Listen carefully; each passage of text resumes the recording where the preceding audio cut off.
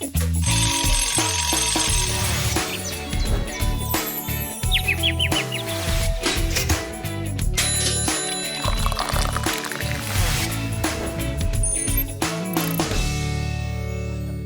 recently what happened in the state of Florida, United States, they banned social media for kids under 14. Now, that obviously grabbed a lot of headlines and many hailed it, calling it the need of the hour. But let's dissect a little bit today on the Breakfast Club on what effectively does this Florida ban do to kids. What it has done is that it has banned kids who are younger to 14 years old from owning a social media account. That means you can't have a social media account of your own. But as we all know, anybody who has kids knows that once kids find an addiction, they find a way to make it happen. They can log in to accounts from their parents, from their siblings, from their grandparents. There's really nothing stopping them.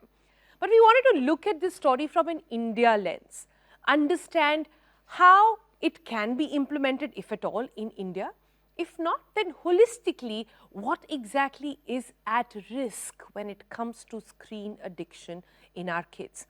India at the moment doesn't have a law, but some existing guidelines at least. The guidelines are simple. If you're logging in or making an account on any of the social media platforms, it will ask you to self-attest and tick whether you are 18, above 18 or not. Now, we all know how that will go down with kids, right? So, it's going to be very easy basically to circumvent that rule. There is a very active, fiery debate amongst parent circle here in India wanting to understand how do we curb this addiction. Because understand this very clearly, the dangers of early internet exposure is not just of addiction or sleeping disorders or eating disorder or eye strain or stress or even character issues, if you want to call it that. It can lead to even further problems in kids. It leads our kids vulnerable to glorifying bullying, sexual predators, several scams. The issue is grave. So let's take it up with an expert now to try and understand how much screen time is too much screen time. Because remember, we live in a digital age where classrooms are digital, chatting up with your grandparents is digital. You cannot escape the phone. So what is the right way to incorporate that in your life? On that note, let me welcome Riddhi Doshi Patel on the program. Good morning, Riddhi. Good morning, good morning. She is a psychologist, she's a parenting counselor, she's a mental health practitioner and a founder and director of RINS Academy. So Riddhi is pretty much the best person to sort of take this with. Riddhi, like I said, we cannot escape phones, laptops, iPads, screens in today's age. It's just not possible. So what is the best way to incorporate it? Parental controls, I feel, is the best way to incorporate because the parents can access. Okay. Now, when I'm talking about parental controls, there are a lot of apps. Since we are talking digital, we are talking technology. There are so many apps these days where parents can analyze, parents can have control of hours the children are using the screens. You can monitor basically. You can monitor, you can keep a control on the number of hours also you want your child to access social media. Okay. So that in a way helps, I personally believe. That helps, but again, I'm sure with every age group, there's going to be a different mindset that one has to adopt. Let's look at the age group of below 14, since that's what Florida has done, since that's the active debate here as well. What age, according to you, let me just cover the bases here, okay? What age, according to you, I'm really keen to understand, is appropriate for kids to be introduced to screen for the first time?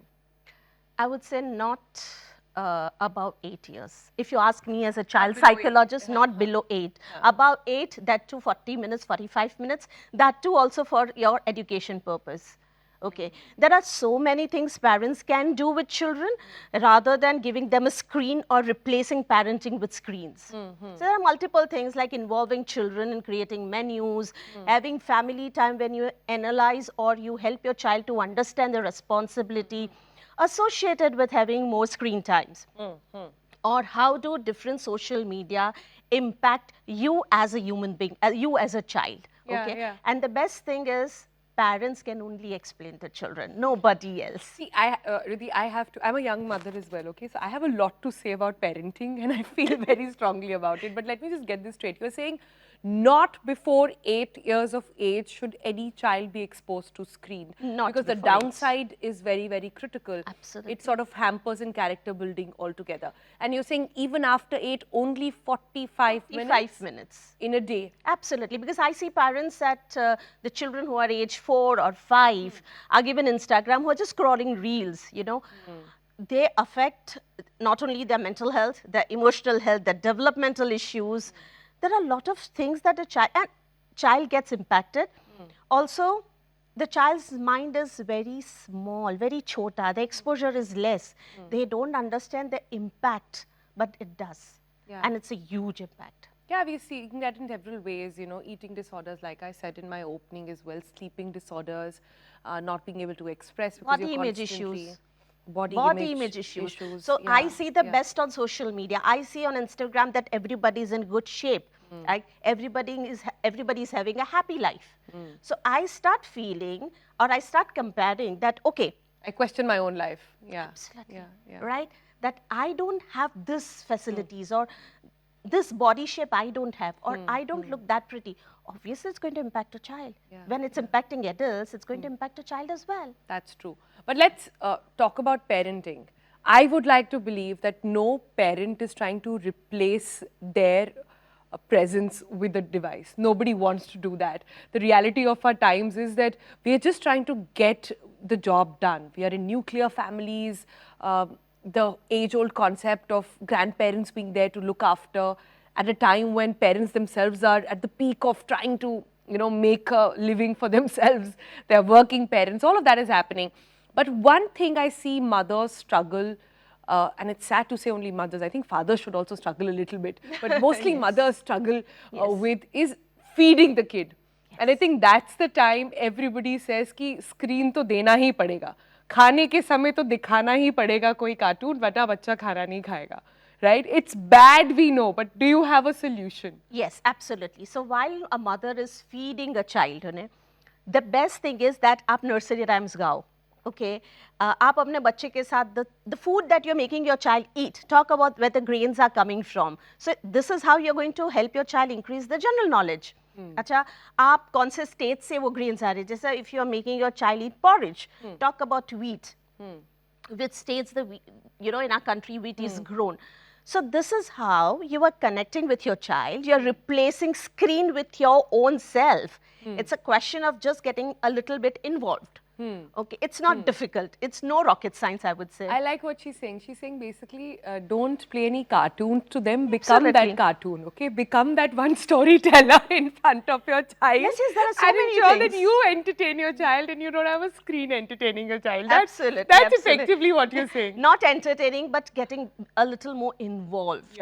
Okay, and when you connect with your child, imagine when I'm feeding my child and I'm talking about stories, I'm talking about the states of our country, I'm singing a nursery rhyme, I'm creating some rhymes for him. That's how he will remember for lifetime. Right? So that's a better way of doing it rather than replacing it with screens. True. So I like the 8-year threshold, but from 8 to 14, what Florida has done is, and what also social media does in India, at the moment, a lot of these platforms ask you to claim and put it out that whether or not you're 18 plus, otherwise you cannot have a social media account. That hasn't stopped any child on this planet from getting away from social media. That's the most bizarre thing, any which ways. But moving in 8 to this 14 bracket, 8 is the time in the kid's life when school is active, they're talking about things, projects are coming in, a lot of those projects require you to be on the screen, require you to be in front of the laptop. Like I said, the pandemic has sort of, you know, it's really extrapolated us into this journey of digital revolution as well, and classrooms are now going to be on your laptop. Absolutely. How do you balance it then? So that's all the screen needs to be used for. Okay. Apart from that, see, if your child loves reading, okay, replace Kindle with book, the hardbound books, okay. A little tweak. if you're putting up a message in family group on WhatsApp that what you want to eat, go and meet your grandparents, go and meet the family members on Sunday, create a menu together. Okay, so this is how you're replacing, instead of WhatsApp, you're using face-to-face connection. So from real to real is a transition, but it's not difficult. Also, the time when you are at home, that is the weekends, right? You can have your children involved in gardening and cooking and the household chores, right? One thing. So weekend should be screen blackout times. Absolutely, absolutely. No screens on no weekends. Screens, so there no should screens. be rules not just about when you can use, but when you can definitely not use screen. So when we're talking about child, it is important that the parents also obey that rule, okay?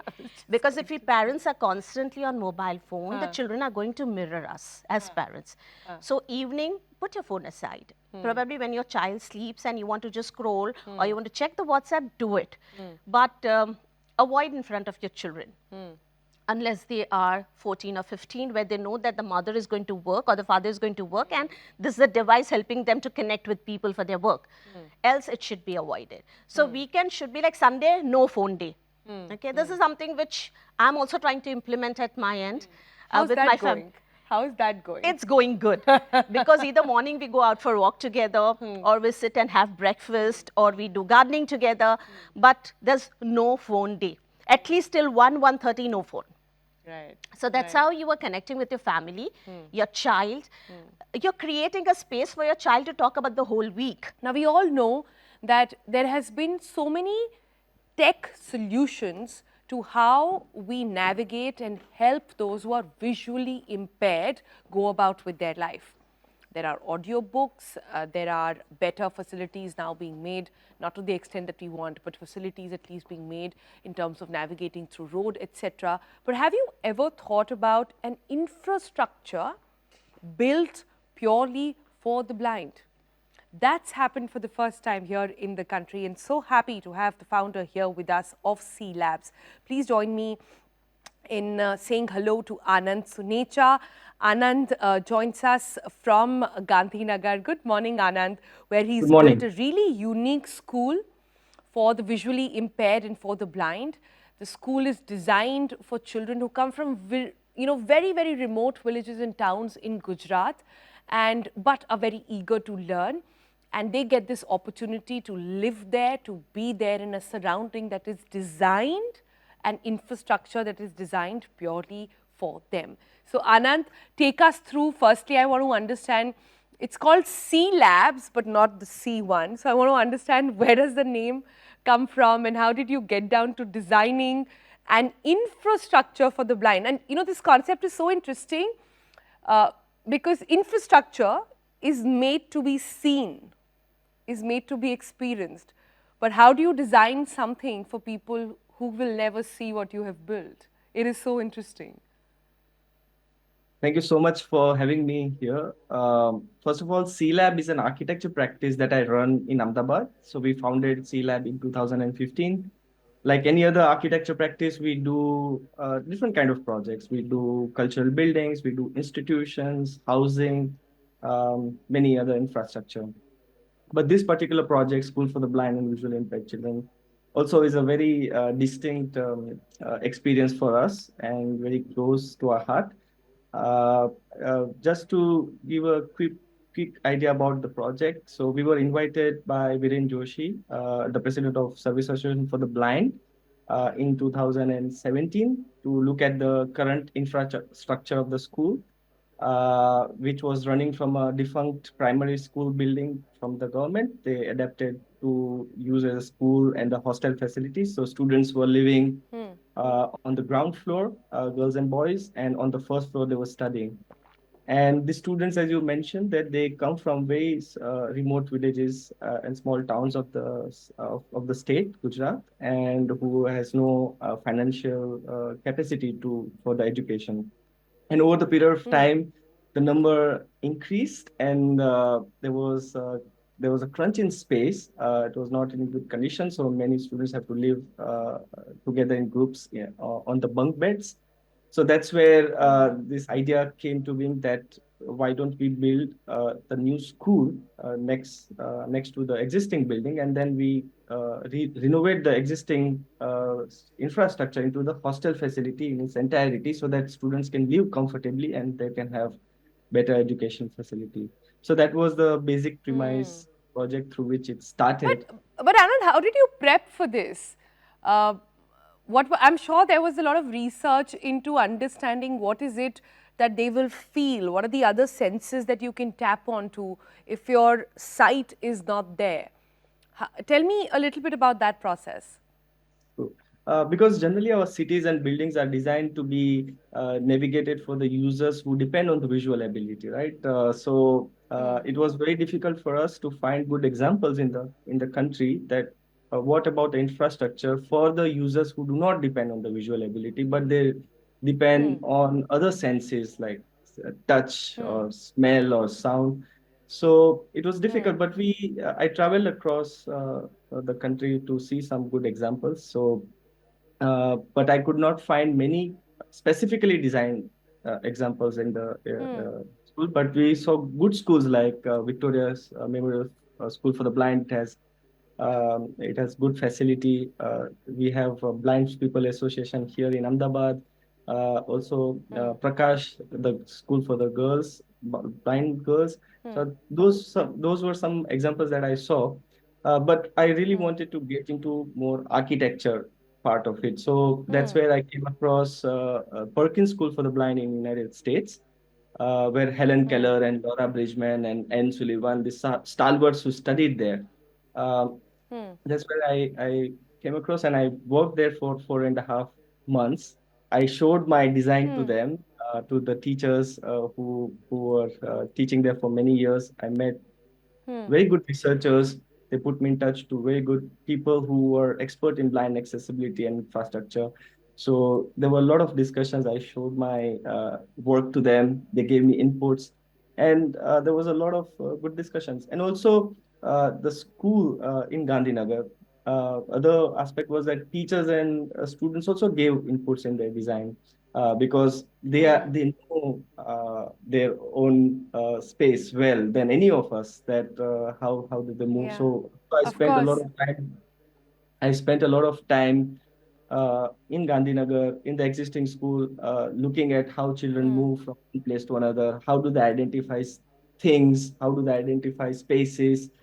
Uh, and so forth. How do they So tell live? me, so these kids very eager to learn, very eager to do more, and they obviously can't see, but you've designed corridors in a way where just the texture of the wall tells them the direction. There is a bit beautiful thing about how you've planted different trees that smell differently, that tell people which way they are really going. Talk to us a little bit about the other senses that you've managed to sort of make use of in this project. So the school is designed to be navigated by more than one of five senses. It is sense of touch, smell, hearing, and sight. So we use those senses and we try to convert into our infrastructure. Like for example, the plan of the school is very basic. It's a very rectangular building. So what we did was we used five different kind of textures in the school. So, for example, we use sand face texture on the exterior periphery of the school. So when students move and touch the exterior part, they know they are on the periphery or on the outside. Whereas inside, as you said, in the corridor, we use rough and smooth texture, the combination of it. So on the smoother side, there are classrooms. On the rougher side is the courtyard of the main courtyard of the school. Uh, the longer side, so since it's a rectangular building, the longer side of the corridor we created horizontal texture, and the shorter side of the corridor we created vertical texture. So students also like understand which side of the corridor they are in. So these are like small tools we thought that we'll introduce, which might help navigating the students. So we used also textures on the floor. So each classroom entry is marked by a different texture of quota stone. So students understand when they walk, because we have used rough and smooth quota stone in our flooring. So wherever classroom entry is we use rough quota stone, so students understand that this is the entry of the classroom. Break it down for you. What exactly is a heat stroke and how can you take care of yourself? Dr. Farha joins us now. She's the director at internal medicine at Fortis Hiranandani Hospital here in Mumbai. Good morning, doctor. Good to see you. We are still in bearable temperatures at the moment, but if Shrishti and IMD are right, that means that the time ahead is going to be a harsh summer. So firstly, can you define for our viewers what exactly is a heat stroke and how do we know that one is getting a heat stroke? Yeah, good morning to you. A pleasant good morning indeed to you and to our viewers. So it's the right time to discuss this topic. Heat stroke actually is a continuum and an extreme and the most severe form of heat illness. This is when the body is not able to tackle with the rising temperature outside. That means when your body temperature goes to more than 104 degree Fahrenheit or 40 degrees Celsius. It is this time when the defense mechanism of the body to protect you from heat, that is sweating, gets affected, and then you get heat stroke. And this is, as I've said, when the temperature crosses 104 degree Fahrenheit and there is a neurological involvement. That is called as a heat stroke. Right. So, and heat stroke can be lethal. It lands people in Yeah, hospitals. It yes, takes away true. lives as well. We hear of so many stories coming in from the hinterlands that people don't take care of it. So how does one know that that the person has got a heat stroke? yeah, so as rightly said, heat stroke can be lethal to up to 80%.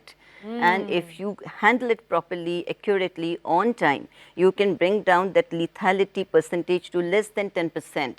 So you have to take precautions, especially this season, to prevent yourself from getting affected by the heat wave. This usually happens when there are more frequent and continuous heat waves. And when we are exposed to the heat for a Right. long time, Yeah. then you suffer from heat stroke. But are there any signs? Yes, there can be signs, So when the person is exposed to hot sun, patient may start getting the symptoms. Patient may start feeling lethargic, irritable, may feel nauseous, may even vomit, may have bad headaches. Some patients, some people affected with heat stroke can have profuse sweating, while some of them may not sweat at all because the mechanism gets lost. So in that case, the skin becomes very hot, red, dry, and very bad headaches you have, and then it goes on and it progresses to a person who can faint also, and then you can get seizures, that is convulsions. You may even lose your consciousness. You can even go into coma. Initially, when you have this lethargic feeling, irritability, your temperature is going up, your pulse rate can also go up, your respiratory rate can go up. So with these signs, and when you are under the sun, and when you are otherwise normal, and in fact those who have other comorbidities are in fact more prone to this, you should take immediate action.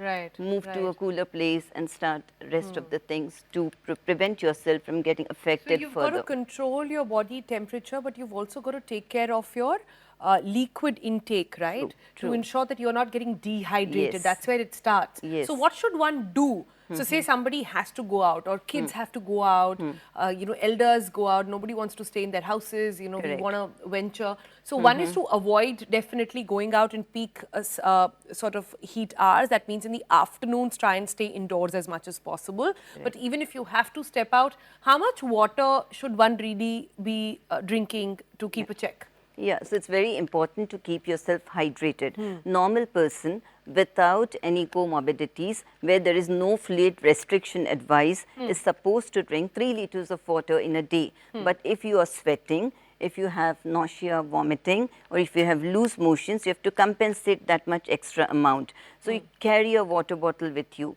Keep on sipping water. And then other things also you have to follow apart from your fluid intake. Now for fluid you can have water, as I've said, 3 to 4 liters in a day. In summertime, if you are sweating, you have still more water intake.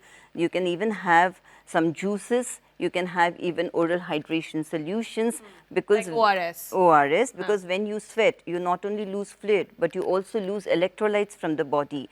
So you get this weakness and cramps and other things because of that. So one is fluid intake. Second is the type of clothes you wear.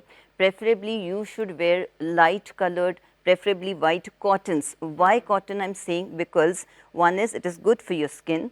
It will absorb the sweat when you sweat, and also it is a breathable fabric. It will allow exchange of air. That will keep your body cool. Then secondly, you should wear a cap if you're moving out. You should use a sunscreen which is of at least SPF of 30 and more. And the very first instance, I will tell you that you should avoid going under hot sun unless it's an emergency. You try to schedule your timings of your work in such a way that you finish most of the portion of your work before the sun is at its maximum, before the hottest part of the day starts, that's between 12 to 4 p.m. and then rest of the work in the evenings. But if at all you have to move, use a vehicle, use a car which has AC preferably, or you can travel in a vehicle. Don't walk, and never walk barefoot. I like this input of even wearing the right kind of clothes to ensure. True. But eating right is also important, isn't Very it? right, yeah. So you should have a light diet.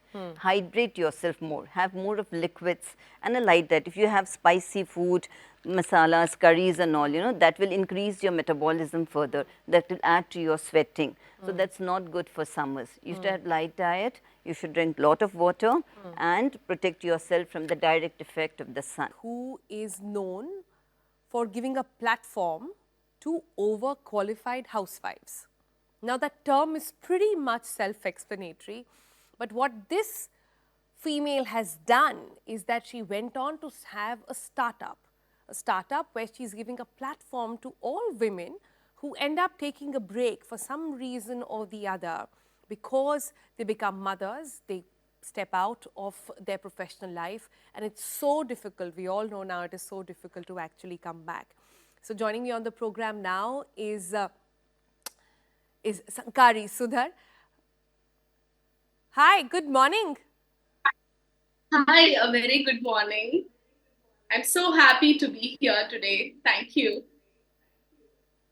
Very good to have you, Sankari, as well. Now, I want to understand all about your journey. I also want to understand what this platform does. As a mom of a 10-month-old, this is a constant debate in my house, in everybody I know as well. But first tell me, so you worked with Infosys, you worked at an IT company for a long time, till the time you had a baby and you had to take a career break. Then what happened? Tell us. Yeah, so until I took a career break, I never understood the real meaning of maternity leave, I would say. So only after having a baby, it was very difficult to manage both my professional life and personal life. And I found that, if I have to do something, I have to give it 100%. I found it very difficult to manage. So I took a career break, thinking that at least that will give some peace. But to my surprise, it was not giving me a lot of peace. Instead, it was making me to reduce my confidence, making me to think every day that I'm not utilizing my potential when I was being a housewife. So every day there used to be a question, right? Why you studied well? Why you went for a job? What are you doing now? Your peers are moving ahead in their life while you are sitting and taking care of your child. But of course, it's so important to be with our children when they are young. But that doesn't mean that we have to completely forget all our dreams and goals, right? So that was the mindset, and I was finding some way. I was trying to find some way for myself. Then somehow we found a way for a lot more. Right, right. I love what you've done. So your story is a story of so many women we know all around us. And everybody these days is trying to figure out how to actually get back. But, my question to you, Kari, is this, that you've got this platform now where you're upskilling women, you're bringing them up to speed and sort of, making them market ready, so to say again. But there is a difference between getting a job and having a career, right? Yes. So how do you spell that gap? Because you're right, the frustrations of a woman not being able to live up to her full potential is real. But equally frustrating is when you have a job which is, below par. So true. That's an amazing question. Because, Even now, after working with thousands of women in this past few years, I understood that most of them want to get back to workforce, but they don't talk about building a career for themselves. They don't think about going to that leadership level or being in the C-suite, right? So that is where we have to aim at. Now we have started initially. First, we have to bridge this gap. Then, once we come to an extent, I think we can think about the next level too. Now we have started talking about leaderships. We have started this year. We are planning to give few more leadership trainings and communication skill trainings to the leadership level. Because personally, I think that it is not just being in a job, it's also about building something more. In fact, we need more women leaders in order to bridge this gap of women employment, in order to bridge this female labor force participation. But where does it Yeah. start? You know, in your experience, the the fact that we all want to imagine a world where women don't have to take a career break. We want to imagine a world where they don't have to be put. There is a scenario where they have to be sort of finding ways to get back to the workforce. What we want is participation at home, so that there is no lack of participation at work. So isn't that the real problem that has to be bridged? Absolutely, absolutely. So your question, to answer your question, it starts from home. It starts when they are a child. So how we are teaching our children? Are we making our girl children to behave in a different way and boy children to behave and raise them in a different way? That's where it starts, I guess. So it starts right from college as well. In college, are we studying just for the sake of the rank, or are we really gaining some skills so that we can move ahead? Because I am very sure that most of the girls study really well. We are the toppers, but what is happening just for the rank? Degree is important, but along with that, it's so important to gain skills as well. And overall, it is not just about the opportunity gap, it is also about cultural gap and skill gap, I would say. We have to try to bridge But all these Sakari, tell me things. this. Yeah, tell me this now. When you're interacting with so many women who are eager to get back to work, kids have grown up, responsibility have been given, and now they're figuring out what to do. What is the biggest challenge that you face? I know confidence is an issue, but apart from that, Yes. we're in a digital world where upskilling is not a problem. Getting a job or applying or knowing avenues is not a problem. So what is the biggest barrier that you face today? Okay. So the biggest barrier is they have a very severe confidence level issue. They are when they are in career break, their confidence reduces, and because of that, they are so scared. What will happen if they go and get rejected? Fear of rejection, fear of failure is another issue. Because and the next thing is finding that support system. Okay, so if a girl is taking break for a few years, let's assume for 4 to 5 years, one day if she's going to her family and saying that I want to restart, the first question will be why? Why now? Right? To answer that question, many women, they don't have a good answer, or they find it very difficult to convince their family and build that support system. To me, what I would say is, if we try to get the support of the entire family, it's never going to happen. We have to find at least one hand which can support us in the initial days. But again, there is another thing as well, fear of taking action. They are still thinking, yes, of course, it's a digital era. You have rightly mentioned it's a digital era. Everything is in the touch of the button, but how many of us are really using it? Are we using it? They are not ready to invest their time, money, and effort on themselves, but they will do everything for their family. Tell me, is this what you have been wanting to do post-retirement? Is this the dream, to sing, to win hearts? It has always been so, my dear. music has always been my passion since my childhood.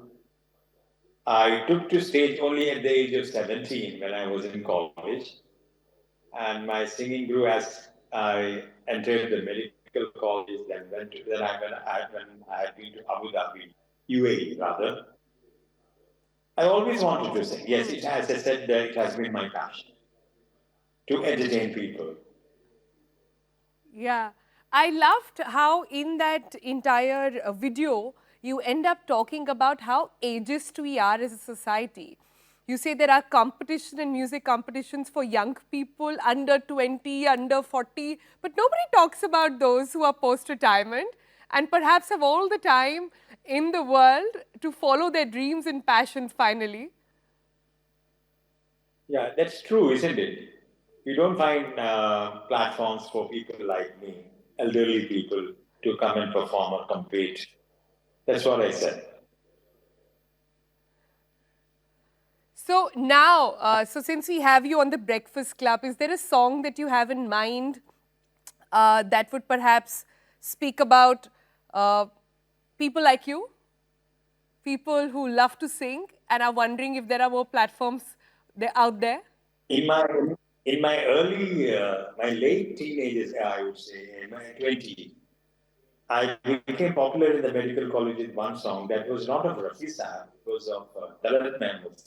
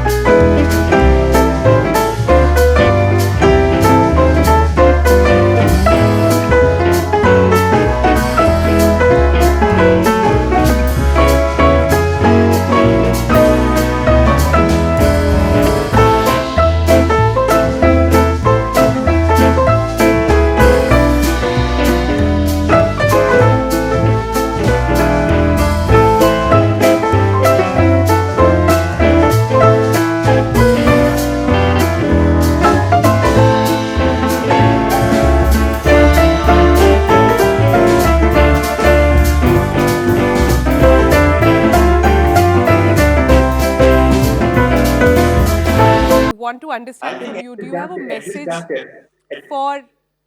At this juncture, I would like to convey my gratitude to Mr.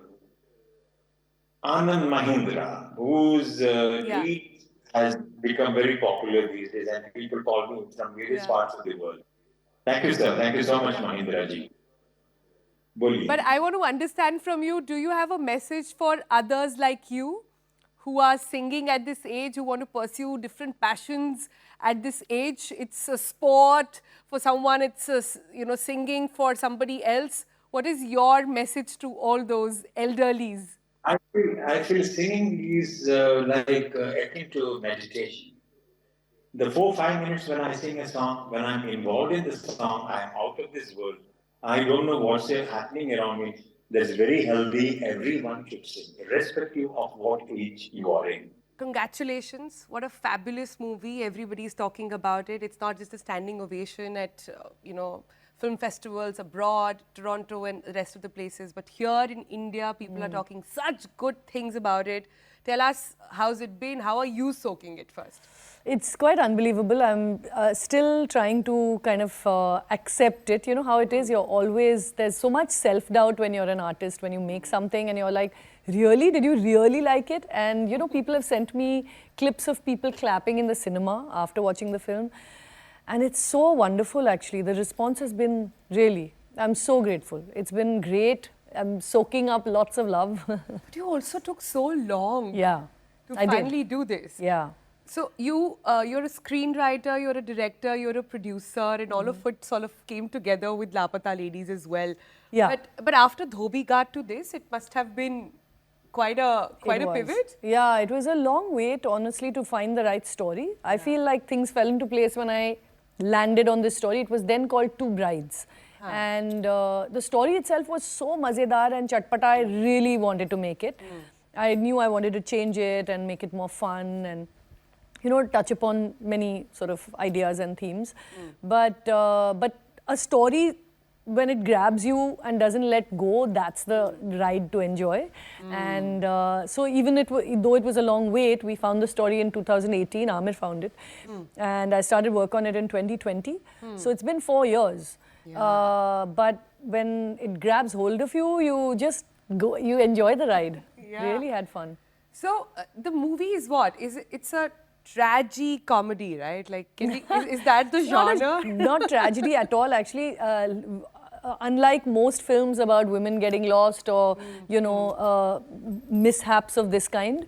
But it's kind of more, I would say, comedy drama or dramedy, as they say these days. Dramedy, that's a nice word, Yeah, and it's kind of emotional towards the end, but it's a really funny premise where because of a gunga, 2 girls get switched on a train and they go to the wrong place, and it's really a journey inward as they're making their journey home.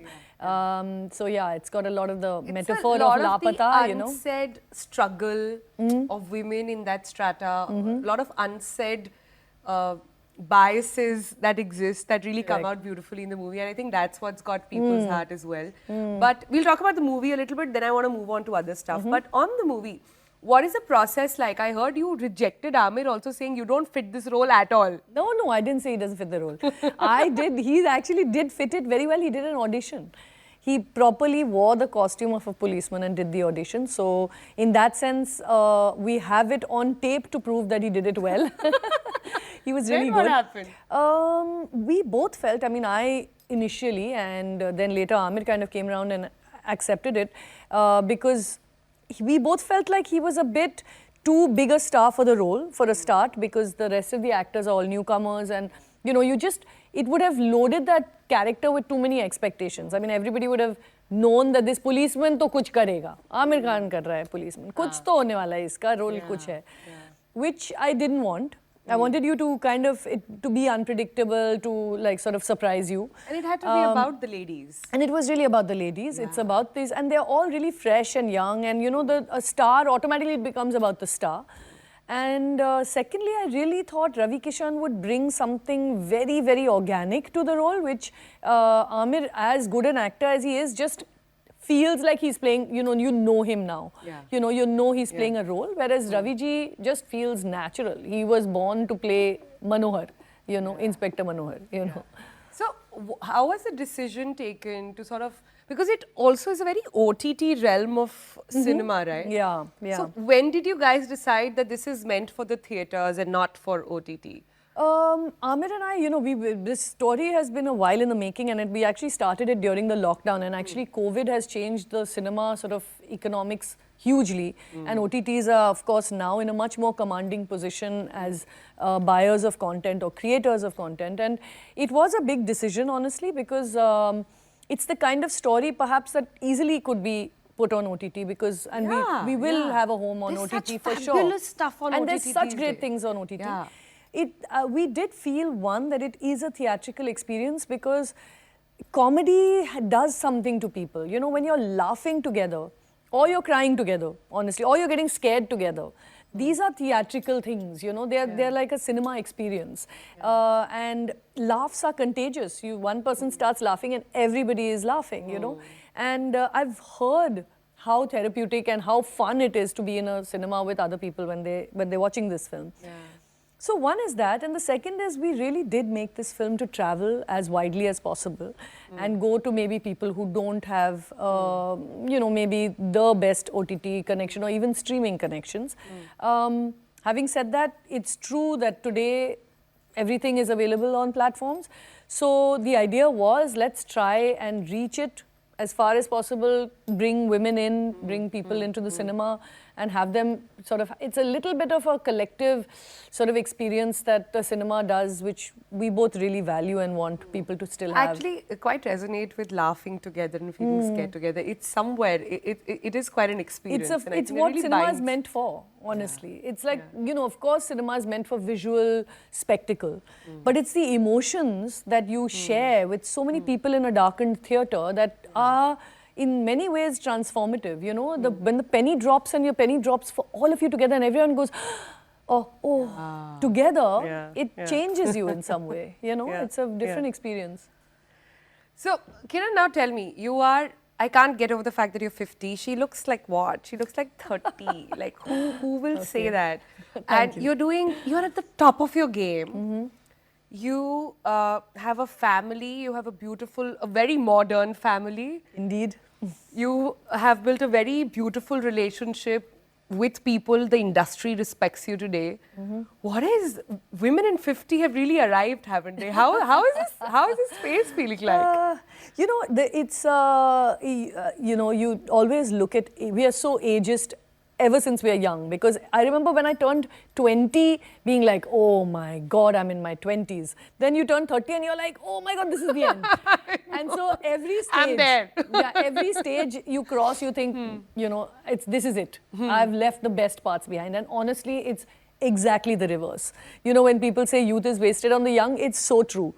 Because I feel like you said, I'm living my best life now, and perhaps there's value in growing through the ages and living your best life when you're older. Yeah. You know, because when you're young, you're so dying to prove yourself. You have a voice you want heard. You want to make your mark. There's all these sort of milestones you set for yourself and put yourself under so much pressure.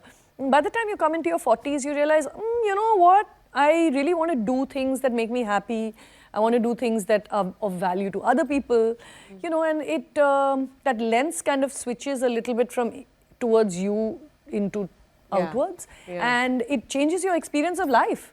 It generally changes the way you interact with people around you, and the experiences that you would otherwise have taken for granted or treated with a lot of stress are suddenly fantastic opportunities. Every time as you get older, you're like, wow, another chance to do this, you know.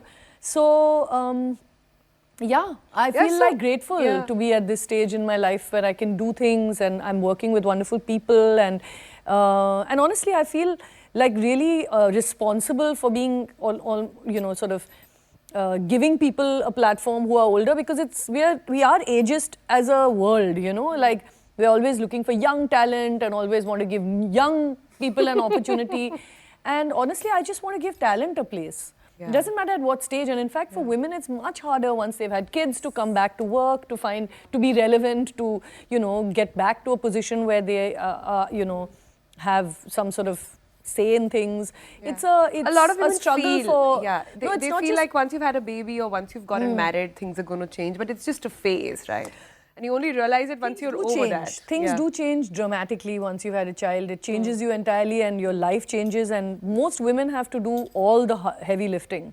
They're raising the kid, and they want to have a really fulfilling career, and they want to maintain relationships with both families. This is all women I know. They want to be super women, and it's a pressure we put on ourselves, honestly. And we have to acknowledge also that it is hard, and that we are not helped often enough by our partners, and I don't know, I think we need to give each other a lot more, lot more support.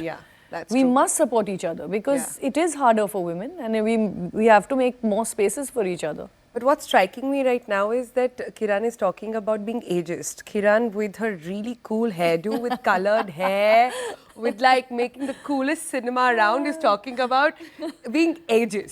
So let's just give that a perspective in a moment to sort of stare at as well. Satya gayi hai. I didn't say that. That is 60. That is 60. That's why it's called Oh, is Satyana. that right? Yeah. See this. How ageist is that? Like 60 ke baad aap kuch bhi kare to bhai. You're gone. But tell me, Kiran, in this is like your moment, your time, right? What kind of cinema do you want to do more and more of? Like, what should be like Kiran Rao's school of theatre, school of cinema? Like, what do you want it to symbolize? You know, after this film, I've got like all kinds of messages saying, ma'am, next film on LGBT, next film on this, you've got to like fly the flag for many things, you know. And while I love all that, and I'm very happy with this love and suggestions and trust in me as a filmmaker, I want to do everything, and I want to do like things that are least expected of me. Like, I want my next film to be an action film, you know. I want to do action, comedy, drama combo. Like, I want to do something totally, or horror.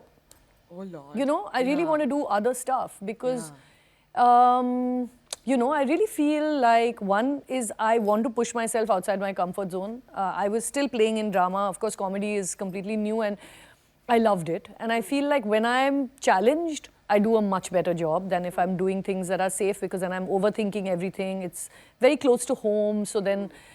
So yeah, I want to be challenged, and I'm really impatient. So I want to do lots of things now, which is, of course, not I going think to... what you're trying to say is that you want to enjoy the process and you want to enjoy the Yeah, experience, yeah. and only then will it translate on screen. And I so relate to it. Fully. Yeah, You that said is- it. Yeah. Because I know that, look, there's lots of scripts. I'm getting sent a lot of stuff to look at, and I'm really grateful. People are meeting me for work.